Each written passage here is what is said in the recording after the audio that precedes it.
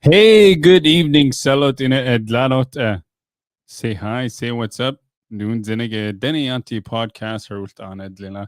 I shene lack bro she Dene drummers are de la Baralia Masi Cheii shen say to show everybody that Dene rest asi so must nestan. But anyways, Doon zinige see Willis Janvier who she in Taylor's tours in La Loche, Saskatchewan. Clearwater River Dene Nation band member the Hisley and Doon Zinige Treaty 4 territorials, Halhuntati Danadlia. They see Moose Jazen Adrit, the snowbirds, the Canadian Air Force snowbirds, Janat Deona. So this morning they were out there. You kind of get to see the show, yeah. So it's either at or practice that, yeah, not Daisy, it's pretty cool. But during that, Air Force, they're either at just every day jets not ile so but it's pretty cool stuff.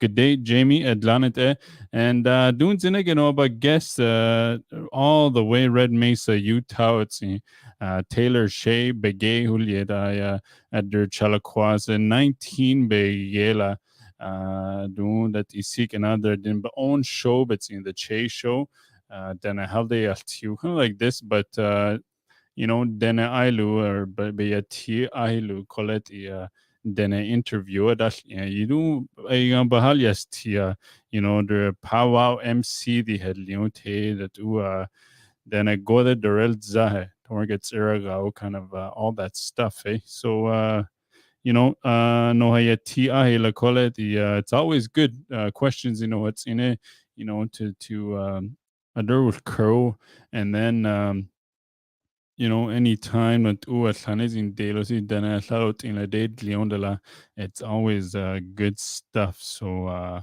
good day, Nico, Chastity. Hello, hello, hello. But anyways, we're gonna get going here. Taylor Cheii Begay, welcome Yat Atlantic. How you doing? Oh, I'm feeling good. What's good? What's new? What's different? Dene Yati podcast. This is the Cheii Begay on the airwaves. Oh man, I'm feeling good. You know that song, the one where it goes, I feel good. Da, da, da. That's how I'm feeling tonight on this beautiful, let's say Wednesday night. I'm coming to you live by way of Logan, Utah. I'm kind of currently locked down in university, trying to get that education, climb that ladder of success in the Bilicana world, the white man's world. That's what I'm doing. And I'm doing it well, doing it with grace and style like us indigenous peoples do. Yeah, that's what I'm doing. That's how I'm feeling. How are you, Mr. Willis? What's good? What's new? What's different? Hey, I'm doing good. Thank you for that high energy that you bring. I know every one of your shows is that way, and it's like you mentioned there, it's a little different being on the other end. When you're a host and someone wants to interview you, but it's good to see you bring that same energy. So welcome, Masi Choner Taylor. For joining me here this evening. But, once again, I'll just ask you to maybe introduce yourself, and I know it's always important to acknowledge where we come from and introduce ourselves. So I'll leave that for you. Yes, sir. To introduce myself, as I was taught by my elders, Yate Cheii Taylor Begay Nishka, Ayakini at Sadana, Yunshon, Betahni, Bashing Asha Dashache Topaha, Dashanele, Seth the cheat, Des Aha, Det Nasha, quiet go over there. Send them at the point where their lips over there. And I live in Logan, and if you're familiar with the states, I live way over there. I got to put the head movement into it. But for all my non-Denebazad speakers, I was merely introducing myself. I said, hello, my name is Taylor Begay. I belong to these 4 clan groups, and I reside in Red Mesa, Utah. That's located on the Dene Nation Reservation, or federally recognized as Navajo. That is who I am. That's who I belong to.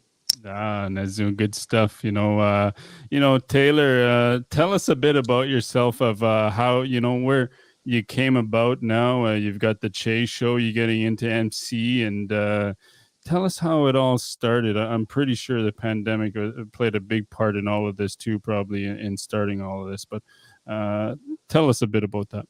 So how it all started was I mean, I don't know. I could answer that multiple ways. I mean, my mom met my dad and they fell in love, and when things happen, and wham bam boom, I'm born 9 months and came to change the world. Oh, you don't want to go that far? All right, then it all happened. Way back when, but it really happened when I'm a singer and dancer myself. My family, we grew up.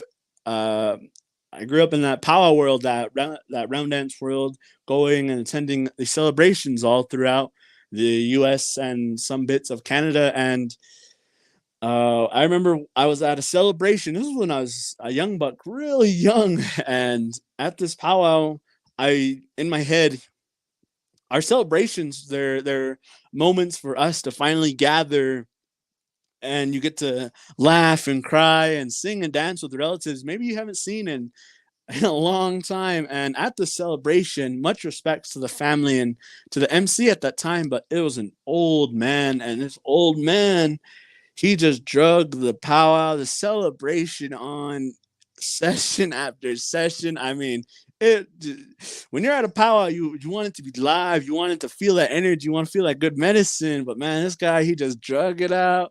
It was so boring to put it in words. It was boring, and I was just sitting there, and I was like, man, this is not fun. This is not fun. And then I looked at the old man, and then I spoke with my dad, and my dad, he's Herwin Begay. He's the lead singer of his drum group, the Stone Creek Singers. And I was sitting with him. I told him, I was like, Dad, I bet you I could do that, but I bet you I could do it 10 times better. And with the encouragement of my father, he's like, no, go for it, do it. If that's what you want to do it. Learn how to do it. Learn all these things. Ask people. And sure enough, that's when that first, I guess, so to speak, spark was put into me, and I wanted to learn how to be an MC. I wanted to learn how to speak on the mic. I wanted to learn how to be respectful and educational, but at the same time bring that humor, bring that good medicine in, and to have people walk away with an experience, not just attending an event, but walk away with an experience, something they can keep talking about on to the future, as I am, because that's my experience. It was a slow, boring powwow. But I don't want that. I want somebody like, man, that was cool. Like, MC was rocking the mic, singers were just jamming, dancers just moving. That's what I want. That's what I want people to experience when I MC. So I started looking into MCs who brought that feeling, who were knowledgeable but at the same time entertaining, who made the event an experience, who made the event have fun, something that we can talk about all throughout into our futures. And at that time, my father, he has a recording of his drum group at a powwow. They were host drum, and on that recording was previous guest, world-renowned MC Hal Eagletail. And is if you know the power world, then you know Hal Eagletail. And Hal Eagletail, he has that energy, the way he talks, the way he speaks. I mean, his uh, most recognized catchphrase is, he's better known as Mr. Let's Rock This Joint, joint, joint, joint, joint, joint. And you could hear it on the recording. And when I heard it the first time on the recording, you could feel it. And my dad says, and my uncle says that when they heard that, they were hyped. They were ready. They're like, oh, let's sing. And you can hear it in the song. And you can hear it on the dancers when they're dancing, when they're jamming out. To it all interconnects. He brought that medicine. He brought that energy I was looking for. And then Ruben Littlehead, he came up onto the scene, and that's where I get my top hat from. That's my homage to him, is the top hat. And he was a young guy who was going to all these powwows. He was knowledgeable, but at the same time entertaining. And then I was looking for more knowledgeable MCs, Mr. Baker. Shout outs to frequent collaborator and one of my teachers, Donnie Spidell, and then all these other MCs keep coming to my mind, and it just went on and went on, built up.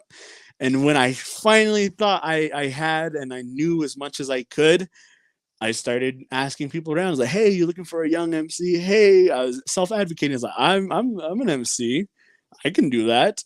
And I just was promoting myself. And it wasn't until I had the privilege to go attend a conference out in San Diego, California. It was for a Unity conference. And if you're unfamiliar with Unity, it's an awesome organization, Indigenous youth led, Indigenous youth focused. And at that conference, they were looking for MCs for a culture night. And I went up there. I said, "I can MC. I can do it. I can do it."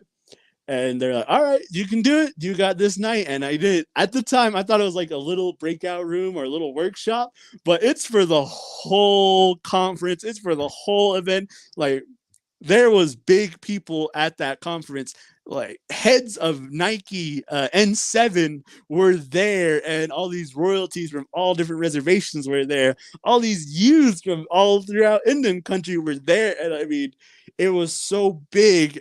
And I was like, "All right, gotta do it. I gotta do it. I said I could do it." I was hyping myself up, and I was thinking about all the notes, all the MCs I've learned from, all the MCs I shadowed or just studied on YouTube. And I got that mic, and I did what I've been trained for. And I must have rocked the house, because after that, I was getting gig after gig after gig, but they weren't powwow gigs. The thing was, I trained to be a powwow MC, and my first gigs were pageants. I was doing pageants for different high schools, different clubs, different organizations on my reservation and other neighboring reservations.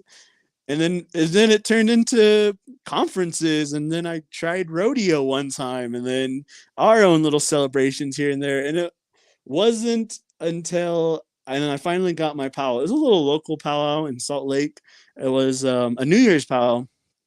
And like after that, that's when my name was finally established in the powwow world as a powwow MC who also has knowledge in pageants, who also has knowledge in conferences and graduations. I think I like the weirdest MC gig I got was a wedding, and I was like, "How do you MC a wedding? Here she comes down the aisle," you know. And I was, but I have that. I can say I Yeah. know how to do that. But and then I was getting booked for powwow gigs, and my name was getting out there.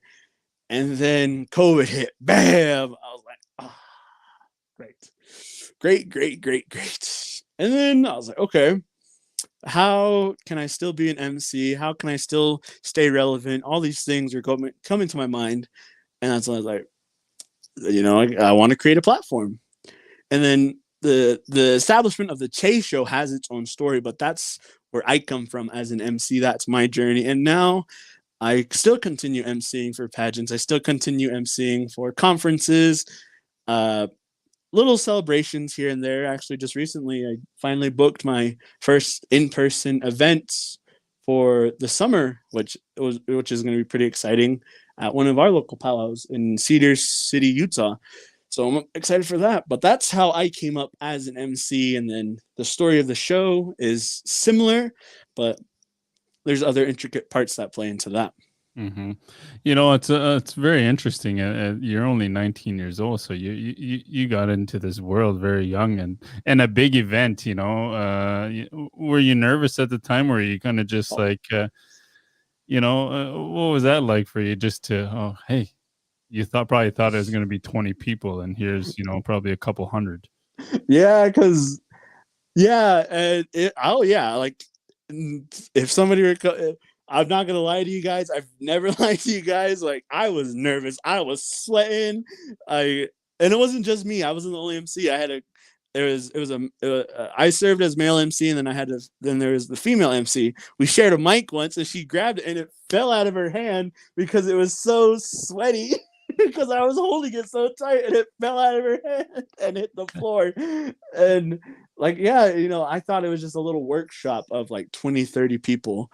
Yeah. But no, it was thousands of youth, thousands of people. And then that's not even including the tens of thousands of people online. And it was truly quite the stepping stone. And then after that, like I said, people really enjoyed it. People were like, I've never heard that emceeing style before. you're different, and it pushed me to continue. So yeah, I was nervous, and now I pay my respects every time I come onto a platform. Like, yeah, thanks to Unity really helped me get my foot through the door. If it wasn't for them, then I'd probably still be doing little gigs. I might be still emceeing weddings. I don't even know how you MC a wedding. Yeah, yeah. But it's always good to learn. I've only ever emceed one or two, maybe three, kind of hosted a little bit, but my first one was a youth conference as well, and I didn't know, right? I never got to study. Now I'll pay attention to the MC. I was just at a powwow, so it takes a lot, especially my first language is Dene, so I don't always have that English vocabulary that an MC might bring, but once I get comfortable, it kind of just flows. But it's very good. One of the things that you mentioned is you studied a lot of these MCs, like I just mentioned. Did you always attend powwows to hear, or just kind of put out there to do your research, or it's always a learning curve. You're probably a young guy, you probably think I can do that, as you have that ego, but you might get slapped down, if you don't learn. So where did you go all out to do your research? I was traveling, just going to different celebrations after celebrations, and thankfully, my I have family. I can say family all throughout, and a lot of my relatives are like, "Oh, I heard you wanted to be an MC. Let me introduce you to so and so." Or these MCs are, "Oh, I heard you're learning, and you have any questions for me?" And I was like, "Yeah, I got some questions. You don't mind?" And they would share with me. But that's just because I was fortunate enough to have those connections. And of course, the first gigs I got, it's hard. It's one thing to mess up on your own platform with your own name. It's another to mess up with somebody else's name. It's a lot harder. There's more pressure to it. And yeah, I tripped. I fell. I've landed flat on my face, and I've had people like approach me, but that's just the learning curve of it. And I always ask for critiques every time I get, just because people hear and see things that you might not see at the first. So yeah, like that's how I got my approach, and I traveled. I asked questions, and thankfully, I had at a young age, I was a shy guy. I mean, I was a shy kid, like many Mhm. kids are, and it was my grandpa. One of my grandpas, he approached me, like, grandson, I'm gonna share with you what was told to me by my elders if you're shy. And I was like, oh, okay, like, because I was thinking like, oh, maybe this is an old Indian trick to get rid of my shyness, to where I could talk to people, talk comfortably, confidently. And then he's all, grandson, the old people used to say, if you're a shy person, that means you have nasty thoughts and you're a nasty individual. And then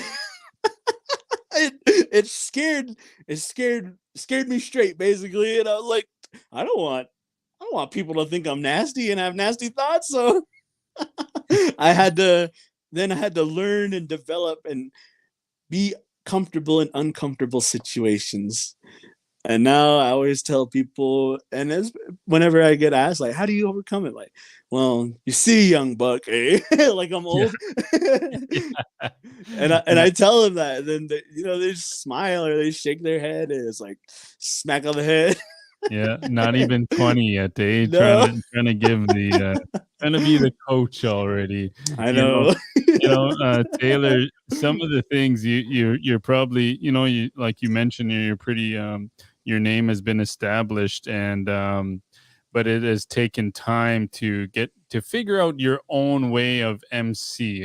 What is some of the things, some of the feedback, or whether it's good or bad, that that you still carry today, that for myself, it was one time I was speaking in front of kids, and I said shit. And I'm like, oh, and I'll never do that again. What are some of the things for yourself that you carry with you to next event after event? My grandma, was growing up, my grandma and grandpa, they were a big advocate. Their teaching was, if you're going to learn English, learn it correctly, learn it properly, to where you can outspeak the white man. Speak better than the white people in English. So I wasn't allowed to say I wasn't allowed to say and I wasn't allowed to have that from a young age, and I still carry that with me. And every time I speak, and I can hear myself get nervous, and and I'm like, oh, great. That's one. Just being cautious of how I speak and how I come off, and I get people who say, "Don't say that. You don't sound confident in what you're trying to say. How am I supposed to listen to you if you're not even sure of yourself?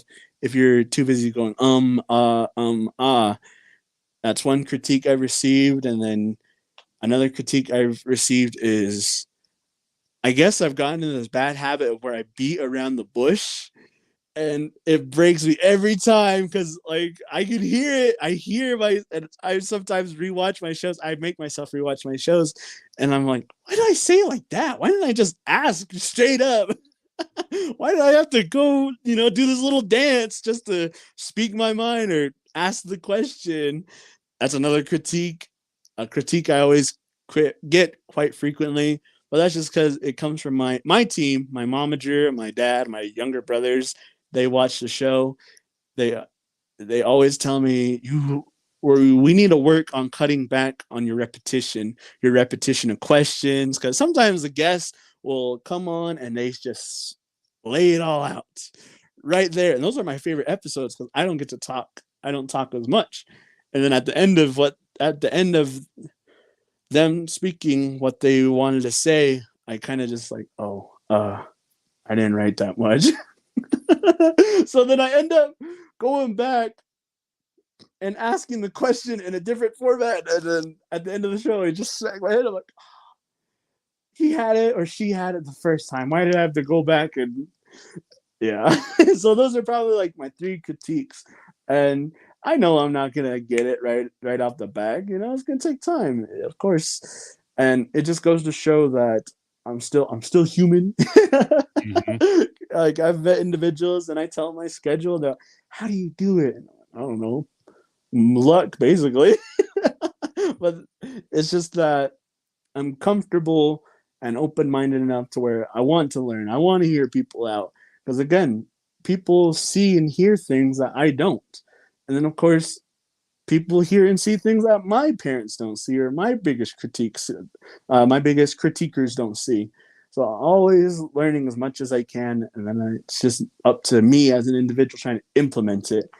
Like in university right now, I'm currently taking classes on how to avoid that, or how to at least cut it back to where it's no longer an issue, to where I can just speak more clearly, speak more openly, and still have the same effect.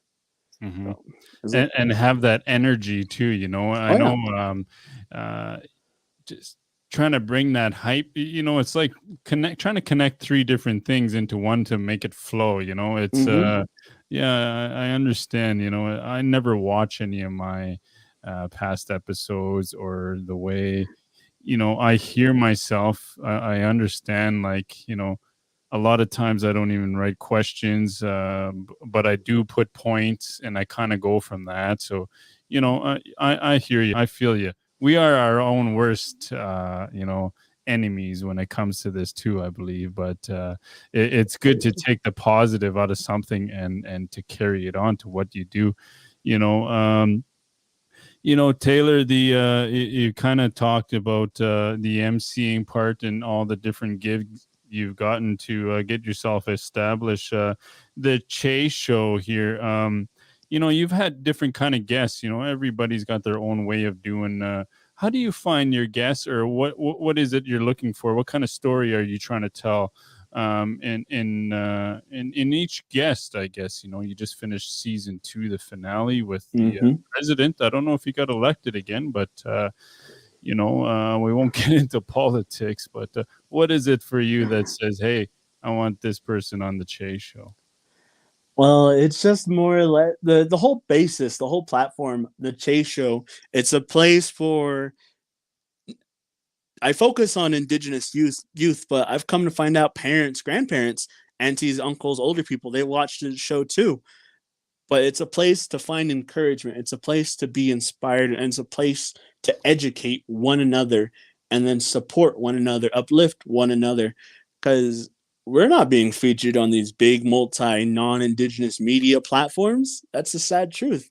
So I wanted to create a platform where indigenous youth, First Nations youth can see people who look like them or who have experienced something similar to them or who come from the same neighborhood as them be successful in whatever field that they're in. And indigenous peoples in media, non-indigenous media, they've kind of lumped us as just singers, dancers, artists.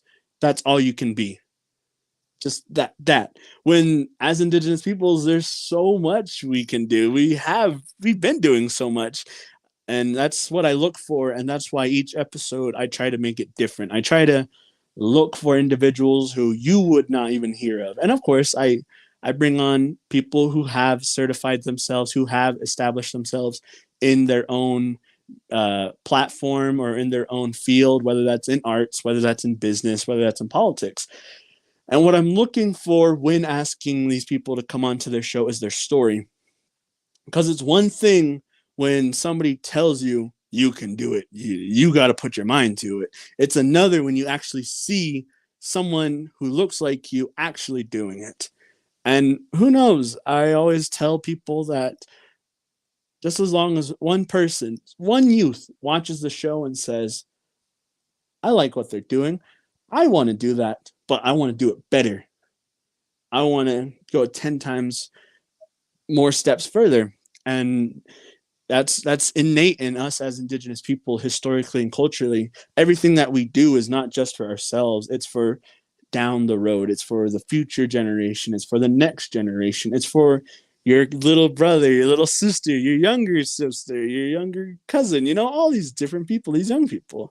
That's what we are trying to do, and that's what I push on my show. That's what I encourage on my show, and that's what my show is about.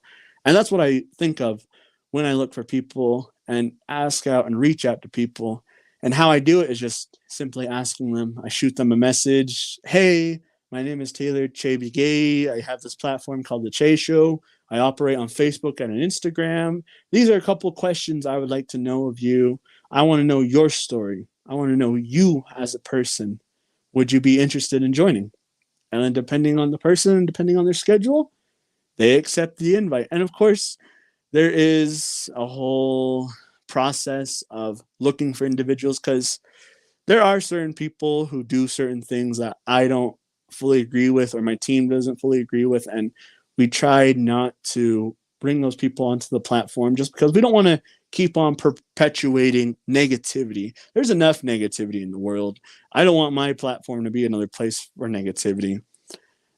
And that's what we do. And not only that, it's a lot of the viewers. Like, people say that they couldn't be anywhere without their viewers. I really wouldn't be anywhere without my viewers, because it's people, everyday people that, oh, hey, I got my cousin who's establishing their own platform or establishing their own business, or my sister's into acting, she's a singer, she's a dancer, or things like that. And it's other people helping each other's out, and they're like, you should get this person, I told this person about your show. And then of course it's young up and comers reaching out. They're like, hey, I heard you have a platform that uplifts one another.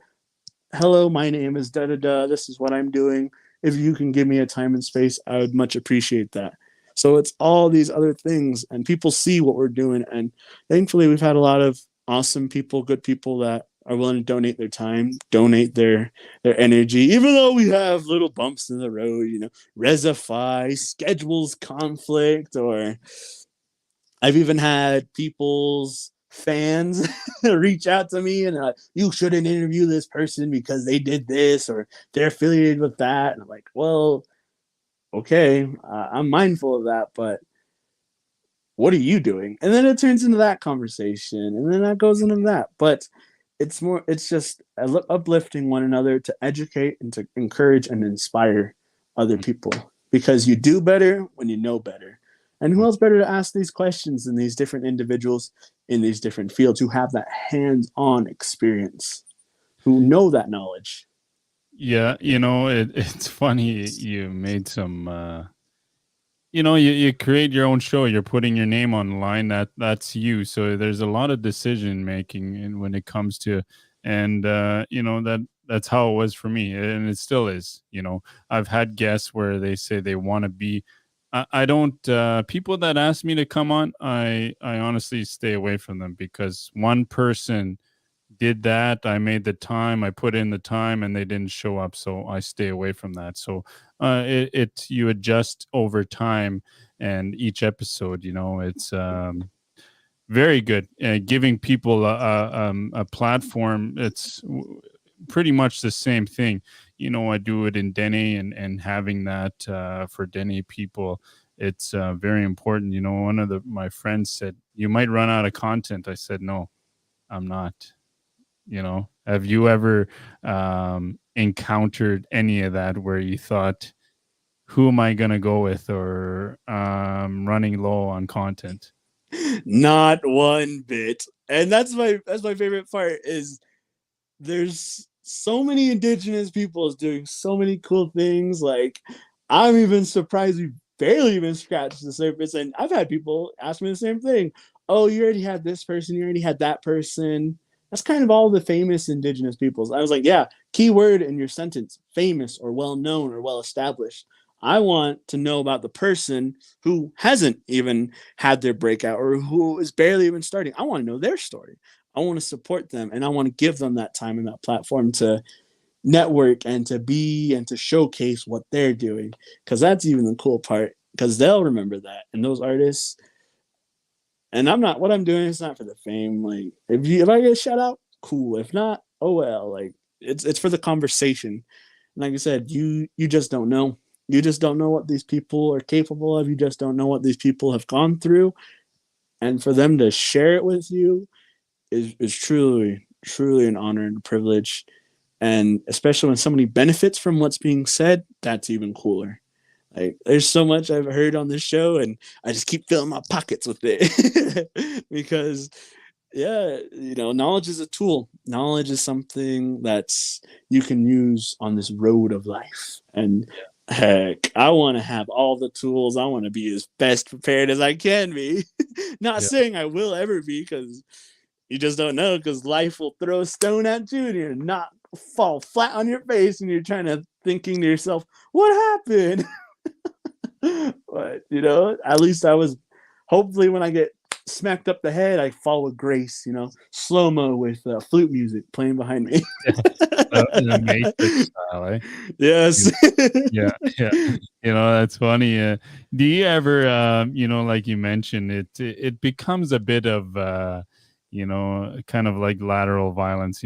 People kind of throw their own 2 cents into something else, and do you ever let the numbers, sometimes maybe you have got nobody listening, bother you, or you what are you doing? Why am I not reaching enough people? Why am I only getting so many views? Do you ever let that bother you or dictate any decisions you make? I wouldn't say dictate, and I wouldn't say father, but it does affect me, because we've created this platform to where now it's a business. And sadly, money rules the world. Money makes the world go round and round. And especially if you're trying to make business deals with other companies and other entities, they want to see numbers. They want to see proof. They want to know that if they were to help you out, or affiliate their product with you, that they're actually going to benefit from that. And I respect that on a business level. But me as a person, me as a host, no way. I try not to. Like I said, it's as long as one person watches the episode and is like, yeah, I can do that. Thank you for telling me I can do that. And that's what a lot of the messages I get. Like I said, it's not just youth, teenagers, middle schoolers that watch the show. It's parents, grandparents, aunties, and uncles. And they'll reach out to me and they're like, man, I've never heard anybody in my family tell me I did a good job. I've never heard anybody in my family say, I can do it. I've never heard anybody in my family say, I support you in any decision that you make. And to have somebody through a phone or a device from miles apart who lives their own separate life tell you that you can do it and is in support of you and recognizes you, that's cool in and of itself. So Mm. it just as long as one person, but of course, the views, the numbers, it does affect me on a business level. On a business Mhm. level. Yeah, you know, those are just it's crazy how a lot of, I guess, a lot of people, you try to bring this product to people and continue doing this, but there's a lot of stuff in the back that a lot of people don't see, and it's those messages that you get that kind of keep moving forward, and it's you got to make a living, but you also see how important it is to keep doing what you're doing, And we've got a question from Gerald. I believe she's a relative of yours, or Geraldine. She's been one of my guests. How old is the oldest person you interviewed, and the youngest? By the way, I love your show. Oof. Let's see. I think the eldest I've heard has been 56, and the youngest person I've had on my show is 8 years old. 8 8 years. years old, Wow. and his name is Aiden Kivama. He's a little young Hopi boy, a young artist Hopi boy from one of the Hopi reservations. I believe he's 8. Sorry, brother, if I mess up your age, but he's the youngest guest I've had on my show, and just recently he was actually the youngest artist featured at the Santa Fe Indian Market. I mean, the Santa Fe Indian Market has its own numbers. It's one of the most prestigious platforms or marketplaces for indigenous artists, and the fact that he was the youngest person there and to be sponsored and be showcased and his art to be known, I mean, that's in and of itself is pretty cool. And his whole platform is just him being who he is, being a Hopi youth living in Hopi country, but Hmm. also at the same time going to school, having good grades, worrying about what sister and brother's doing. Hmm. Yeah, like that's the youngest person I've had on the show, and like I said, I think the oldest 56 is the one that comes to my mind, but I imagine that number could be wrong, Yeah. and I don't remember who, and I won't say names on who's the eldest. Yeah, I think I'd be in the middle. I'm 33, so it's always good. Taylor, you've had guests, just a wide variety, I guess, of people from 8 to 56, as possibly. A lot of culture and powwows and ceremonies, and how important is it to have those conversations to you're interviewing different nations, where myself it's just the Dene and the Dene nation, to learn about each culture and to showcase what it is that the people bring, to social media, and to share whatever they can from their nations. Mm-hmm. It really is important because the world right now, it's sadly no more just us being right here interacting with each other. Now it has to be open. Now, not to say that we give out all our secrets. No, that's not what I'm saying. I'm saying that we make it more accessible because I'm a youth. I'm a young guy, and I have to worry about school. I have to worry about grades, and I'm a university student, so I have to worry about tuition. And sometimes there's just not enough time in the world to learn about, um, to take the time out and actually thoroughly learn, ceremonies and songs and dances. Of course, there's still love for it, and I do have just a smidge in my pocket of my own knowledge of my ceremonies. I partake in some of my ceremonies, and this world that we're living in now, it just transferring over to where it's more accessible for people to still learn that and still have that available to them. And like I said, I'm not saying that we give all of our secrets, no, because a lot of those teachings, a lot of those lessons within our own cultures, it's just for you. It's just for you specifically, because as I was taught in Dene, from what I've learned from my elders, we all knew of each other. We all were like, that's my grandpa says we're all cousins, long distant cousins, and your cousins, even in real life, they have their own way of living. They have their own way of interacting with one another. They have their own way of doing things, but it's not your way. You have to learn who you are first, and you have your own culture. You have no business learning about somebody else's ways before you even learn your own, because you don't belong to them. You belong to your own people. And when I was growing up and when I was establishing myself as a Dene MC, I was taught that you're a Dene first. You're a Navajo first. You have to learn how to introduce yourself in Navajo first, because that is who you are. And sure enough, at first I thought I was getting yelled at because I was a young guy, but it wasn't until I got in trouble by these other nations, and they're like, "What are you doing here? Like, what are you doing? You're not one of us. What do? You have your own people. You have your own lessons to learn. Go be over there with your people."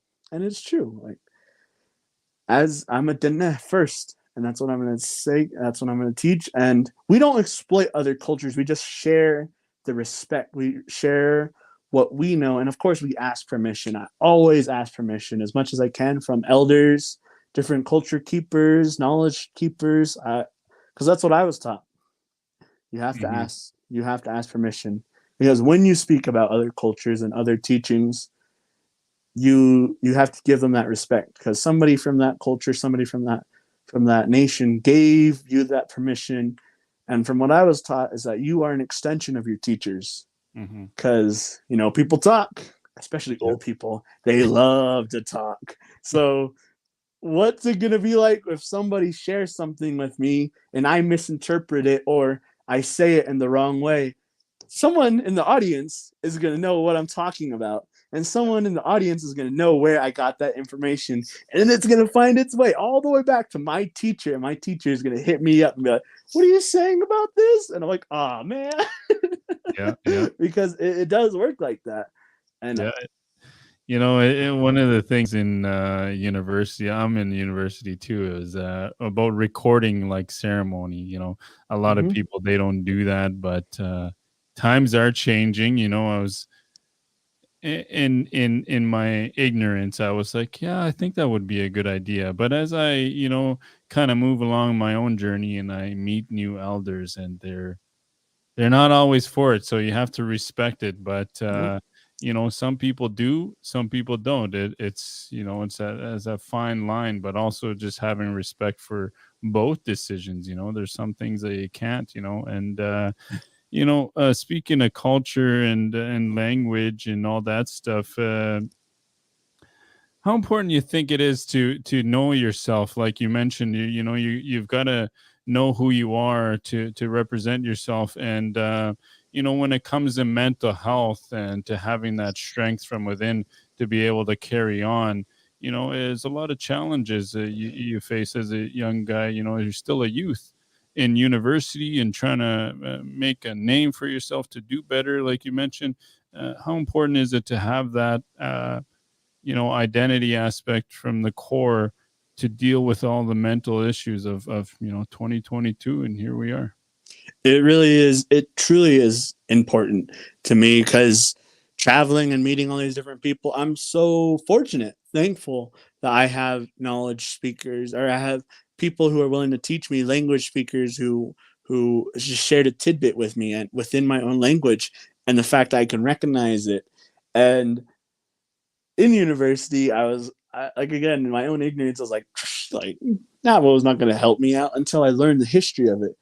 And then I recognized the beauty of it, the fact that some group of people came into these lands, and they didn't like how we were living. They thought it was bad, so they tried to rip it from us. But these strong individuals throughout history, not just on the Dene reservation, but all nations across the US and Canada, a handful, a groupful, one person, still fought tooth and nail, everything, sacrificed everything, just that way the future generation can continue speaking. And when I found that out, and when I appreciated the history, and then I spoke with my parents, I said, okay, like I want to know my own history, my family history. And that's when it just goes, there's just so much strength within our own languages. When someone says something, when an elder talks to you in your own language and you understand what they're saying, it just has that much more of a deeper meaning, connection, and feeling than it does in English. When you hear something in English, you're just kind of like, oh, thanks, cool. Mhm. Like, I love you. Biggest difference. When you hear it in your own language, you feel it in your soul, your spirit, what your own being, your own fiber. You can feel it. But when you hear it in English, you're just like, oh yeah, cool, thanks. Love you too. Like, I remember I just ordered pizza, and I accidentally said I love you to Kevin, who was taking my order, and he's like, Heaven at Domino's. yeah. And he's like, I love you too, man. See you at 15. And I'm like, oh yeah, thanks. Yeah. That's funny. You know, one of the Uh, things I tell my daughter is too, she says, "Naganita in Dene," you know, I love you in Dene. She always says that. So, you know, I think it's good that you pointed out. Did you grow up around the language a lot? You know a little bit, and y- y- you understand a lot of it more than you speak it. I can say I can understand a conversation. Mm. I grew up with it. My grandparents on my mom's side, they're fluent speakers. My grandparents on my dad's side, they're fluent speakers. But on my mom's side, like I mentioned before, the mentality was that if you're going to speak English, speak it proper, speak it clean, speak it to where you can outspeak English to the white man in the white man's world. And then on my dad's side, yes, they speak Navajo, but they speak Navajo and English, but they were more focused on speaking English to me first, just because that's what I already understood. Mm. And and of course they have their own reasonings. My grandparents on both sides, they were boarding school students. They Mm. had to go through that that event, and their own history, their own personal history, and indigenous history. Mhm. And they still sometimes carry that with them to this day. And so, but I heard it enough. I still hear it enough to where I can, like I said, I can piece little sentences together in my own head, but I can only just speak it back in English. Yeah. And after so much time kind of doubting myself in my speaking capabilities, I've kind of I become anxious when I even speak in Navajo, because I'm like, did I say that right? Is someone gonna say something? Did I sound funny? But it was only until just recently where I learned to just speak it, just be comfortable speaking. If you fail, if it sounds funny, then that's okay, because then someone is gonna say something, and they're, but hopefully it's a good experience. It's a good teacher, and they're, Mhm. oh, you said it like this. It's not the correct way, but this is how you properly say it, and then they'll Mhm. show me. And that's happened to me before, and now like I said, it's little piecey, slowly putting together, Mhm. and it's coming together. Not yet, not now, not overnight. I'm not saying it's happening overnight, but it will Mhm. happen eventually. Yeah, and for sure it will. I hope one day we can all indigenous language, where we can get young people like yourselves to not have that thought, you know. And as I was emceeing, trying to do a giveaway, a young lady, I asked them to say something in Dene to get this prize, and her response was, "You won't laugh at me." So I hope one day, young people, they don't carry that in their head, where, you know, when it comes to our own language. Mm-hmm. So you know, it's something, work in progress. Oh, yeah, Someday we will get there. You know, eventually. eventually for sure, but we all got to work together when it comes Yep. to this stuff. You know, it's very important. You know, Taylor, you know, that's all I've got for you tonight, and you know, I want to say thank you again for coming on my show. But actually, one more, is a hot dog a sandwich, or Oh, I was wondering how long. I was wondering when. I I I actually actually use that. You do? Yeah, I was like, oh, I remember Taylor asking me this. Is a hot dog a sandwich or what is Snap. it? A hot Is dog? is or is a hot dog a sandwich? Yeah, yeah. Yeah. Is And a hot how's your dog response with it? Yeah, people were like, it's a sandwich. It's meat between two buns. Yeah, yeah, Oh man, it's funny because people don't expect it, and I yeah, mean when you speak about indigenous topics, it's such heavy content matter, and then the hot dog question just throws it all out, and you're like, wait, what? yeah, We're just talking about empowerment and yeah, trauma and struggle, and now we're talking about hot dogs. Like, yeah. where does this come from? Yeah, that's the beauty of doing all this is that you can kind of direct any way you want to go, and especially in Dene language, we can always throw something funny through something that's very, very not funny. But like once again, I want to thank you, Taylor, for joining me here on Dene Yati podcast. And maybe in the future, we can do this again for sure. I like how you bring that energy. People really enjoyed it. I can see in the comments you got some of your relatives. But if there's anything that you want to leave for the audience, I'll leave it up to you, and we'll finish her off. Well, then I'll say, you guys see how I did that? I avoided the answer. I'm a political man now. Shout outs to the president, now when he's president, taught me how to do that. I did want to clarify, we at the Cheii Show are not a podcast. We are a talk show. Thank you guys for putting us in this cool category. I want to clarify that because we get lumped together. But shout outs to all the indigenous podcasts out there throughout Indian country. Yeah. Dene Yati podcast, Mr. Willis, for having me on your show, and everybody tuning in right here, right now. Just want to let you know that you are beautiful, you strong, you was kind, you was smart, and you was important. And don't let anybody tell you otherwise. What you're doing is good for you. And if you are not in the greatest circumstances, that's all right. Keep on pushing to a better life and whatever choices that you're doing. And also, don't let your haters get to you. Haters are motivators. You got to be thankful for them. You got to balance itself out. And don't forget to mask up, social distance, and wash your hands, ladies and gentlemen. Wash your hands. You got dirty hands. That's all I got to say. Alrighty, must see Taylor Cheii Begay, the Cheii Show. You can check it out on his Facebook, Taylor Cheii Begay.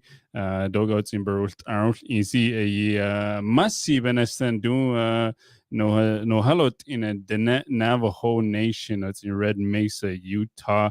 No halon tatin. A lot of good energy that he brings, powwow MC the Haliunot Usi Harel Dine Aigano Halhul new and very important too, mental health and culture. Konti si base Ayati Massines then doing Zinnig we get to travel and we're able to do this through social media to come together, different nations, but somehow we're all related.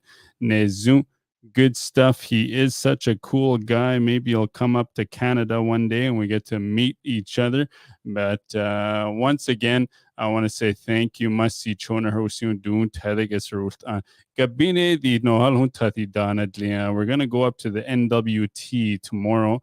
Is Dene from Northwest Territories Yellowknife, Paul Hulye. So join me once again tomorrow, 7 o'clock, maybe 8 o'clock. I gotta double check, but I'll post it in the morning. So with that, must see Chona Husu Salut in a see Willis Janvier Hushe, then Telas Tours in La Loche, Saskatchewan, Clearwater River Dene Nation band member the Hislio, and Dune Zinniga Treaty 4 territory, home of the snowbirds that keep you up during the day, but it's always good to see. So Dune Zinniga Teo Tesu and